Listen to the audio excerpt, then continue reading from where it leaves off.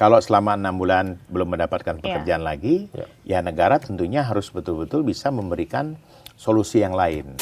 Apa nih Pak, strategi dari pemerintah untuk mempercepat penyerapan tenaga kerja dari perusahaan-perusahaan? Kemudian apakah pasar kerja di Indonesia ini mencukupi untuk menampung pekerja-pekerja ini?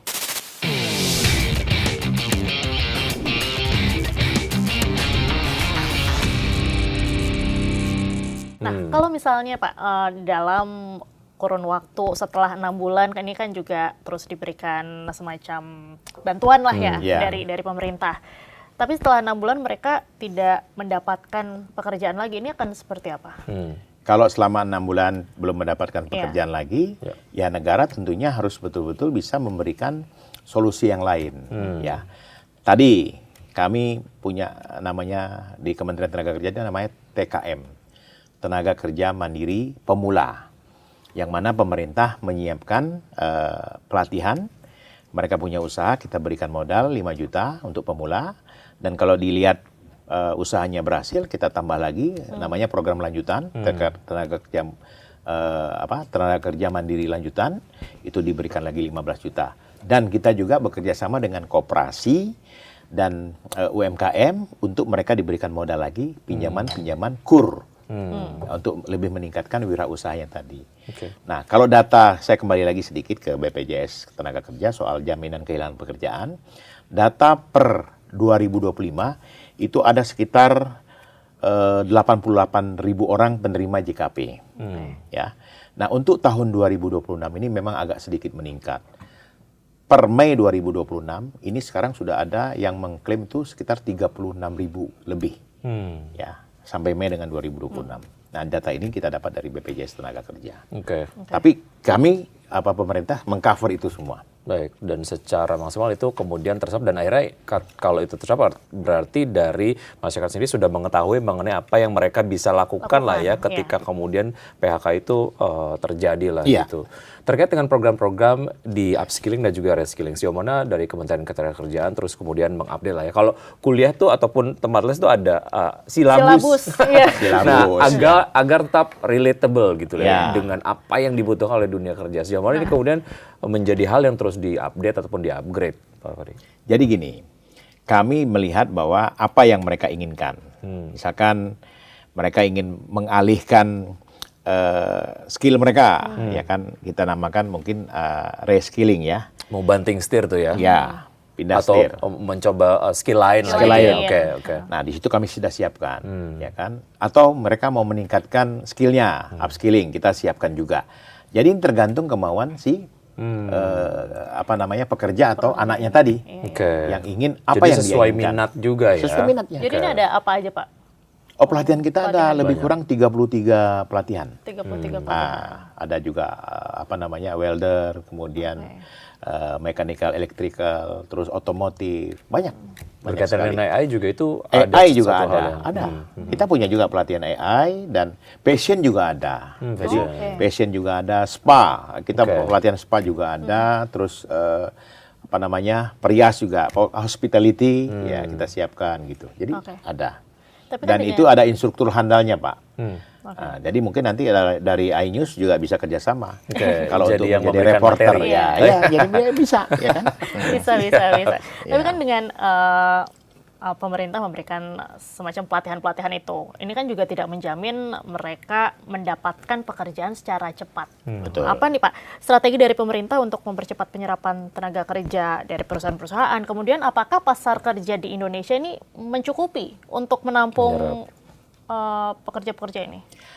Kita bicara logika ya. Indonesia ini penduduknya itu 280 juta dengan angka kerja atau angka yang produktifnya yang kita beri nama bonus demografi itu di atas 55%. Bonus demografi besar sekali. Beda dengan ASEAN yang lain ya, Malaysia, Singapura, Thailand, Vietnam. Ya kan? Kita ini luar biasa.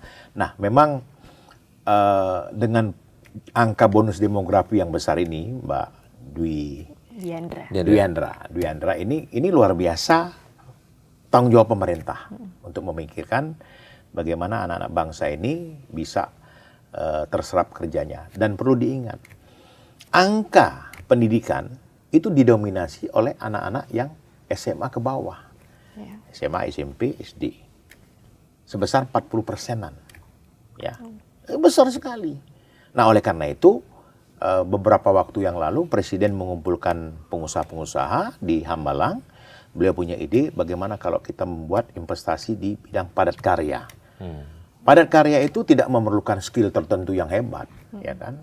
Tapi di situ bisa serapan tenaga kerja. Samping memang padat karya itu padat modal ya, tapi juga dibutuhkan banyak orang. Contohnya alas kaki, garmen, ya kan? Nah, itu masih bisa investor atau pengusaha ini mengambil daerah-daerah yang upahnya masih terjangkau. Contohnya di Jawa Tengah, begitu. Nah, besok saya hari Jumat saya akan menghadiri peresmian salah satu investasi. Saya lupa di pabrik chemical itu di Bekasi dengan serapan tenaga kerja 400 orang. Artinya investasi di Indonesia ini masih jalan, gitu. Jadi apa yang orang sampaikan gitu ya, tidak. Indonesia kemarin ada isu nih, sedikit saya singgung lagi, isu soal perusahaan Jepang otomotif mau tutup ya, mau tutup. Dia itu memproduksi alat-alat kendaraan spare part yang memang sudah sekarang spare part di Indonesia ini sudah mulai berkurang, orang beralih ke listrik. Oh. Nah, itu bukan perusahaan otomotif besar, Pak. Kalau yang lain, Toyota, Daihatsu, Suzuki, semua masih aman. Dan itu tidak terganggu, ya kan? Nah, jadi memang inilah yang saya harapkan. Semua stakeholder ini membuat suasana tenang dalam situasi yang sedang tidak menentu. Jadi dari pemerintah, dari pengusaha, dari serikat pekerjanya pun adem gitu. Bagaimana mengatasi ini dengan tenang, ya. Semua negara dampaknya luar biasa kok. Saya dapat informasi lagi tuh di Singapura, ada namanya sel Singapura, ya kan? PHK banyak loh di Singapura, ya kan? Negaranya hebat itu kan PHK juga. Apalagi kita dengan penduduk yang besar. Cuman investasi ini harus kita jaga. Investasi ini harus kita lindungi. Ya, termasuklah regulasi-regulasi yang berkaitan dengan industri ya, misalkan Kementerian Perdagangan, kemudian Kementerian Industri, kemudian kementerian yang terkait ESDM, ya, itu harus betul-betul, ya kan? Kita harus kolaborasi yang baik. Begitu, Bang. Bicara mengenai agar kemudian tenang ataupun tidak panik lah ya. Salah satu concern dari pekerja sendiri adalah jika kemudian mereka masuk list sebagai karyawan yang akan di PHK gitu. Sejauh mana dari Kementerian Ketenagakerjaan menjamin bahwa perusahaan-perusahaan tidak kemudian semena-mena lah dalam memutuskan terkait dengan PHK dan juga menyampaikan hak-hak yang sebetulnya sudah menjadi hak dari karyawan yang ter-PHK gitu. Ya, itulah kita gunakan mediasi. Dan kita selalu menggaungkan ya, saya sendiri hubungan industrial Pancasila, musyawarah mufakat, kemudian duduk bersama, tidak perlu ada demonstrasi. Kan serikat pekerja kan ada perwakilannya, ada ketuanya, ada sekretarisnya, ya ada pengurusnya lah. Nah, cukuplah mereka yang berdialog dengan pihak pengusaha, ya kan.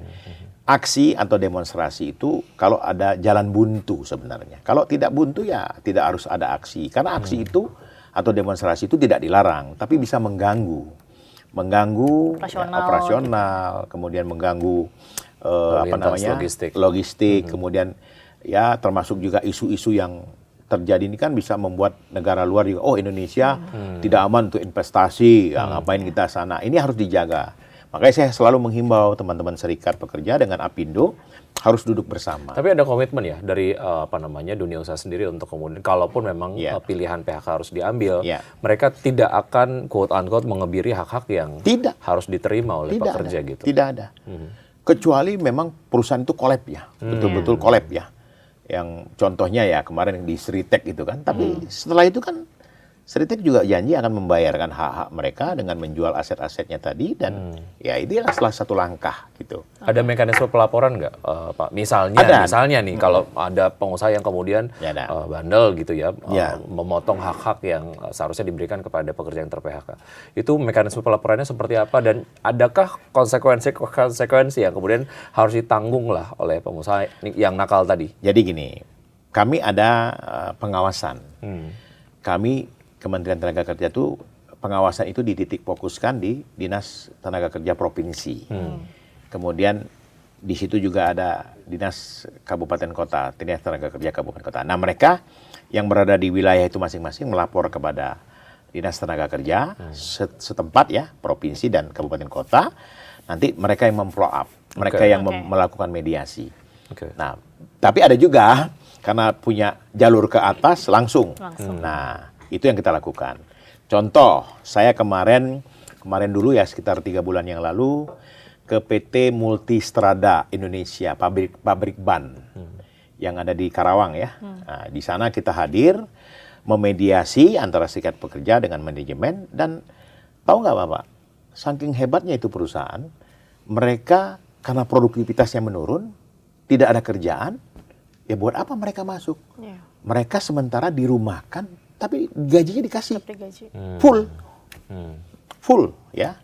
Artinya ini langkah yang bagus, walaupun perusahaan tadi memang mohon maaf ya berat gitu, tapi karena mereka merasa punya tanggung jawab, mereka rumahkan sekian orang, diberikan gaji full, dan dengan catatan kalau sudah ada lagi produktivitas yang bagus, permintaan ada, mereka akan dipekerjakan kembali. Itu langkah. Kemudian kemarin ke PT Amos. PT Amos ini perusahaan garment ya, ekspornya ke Amerika. Cuman memang sekarang pemiliknya tuh orang Korea, dari Korea. Dari 700 dia berdiri tahun 2006, turun. Sekarang jumlah karyawan itu hanya 133 orang. Itu pun sudah mau ditutup. Cuman dia janji, ya dia akan memberikan sesuai dengan regulasi, pesangon mereka dan lain-lain. Tapi mereka juga ditawarkan kalau ini pesanannya ada kembali, mau nggak mereka bekerja? Ditawarin begitu, dan mereka disiapkan pesangon sesuai dengan aturan. Nah, walaupun memang ada beberapa yang duduk bersama perusahaan yang collab, bagaimana pembayaran pesangon ini dibayar misalkan selama 6 bulan dengan perjanjian dan dengan kesepakatan bersama. Tinggal duduk bersama saja. Artinya memang ada konsekuensi yang akan ditanggung jika kemudian tidak sesuai dengan kesepakatan gitu ya. Karena regulasi kita ini sudah jalan, Pak. Pengawasan kita walaupun memang masih kurang, masih tidak maksimal, tapi kita juga sangat sangat memperhatikan. Dan kami dari kementerian juga ada web atau aplikasi yang di situ ada lapor Menaker. Jadi bisa melalui web kita untuk melakukan. Kalau ada temuan-temuan. Ya, jadi lapor Menaker. Dan itu akan kita respon begitu.